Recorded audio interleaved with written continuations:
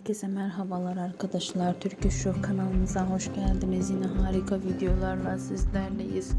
Yakışıklı oyuncu Mert Yazıcıoğlu ve onun partneri güzeller güzeli oyuncu Mina Yazıcıoğlu'ndan yepyeni kareler geldi. Biz de sizlerle paylaşıyoruz. Siz de kanalımıza abone olmayı, videomuzu beğenmeyi unutmayın. İyi seyirler, hoşça kalın, bizimle kalın.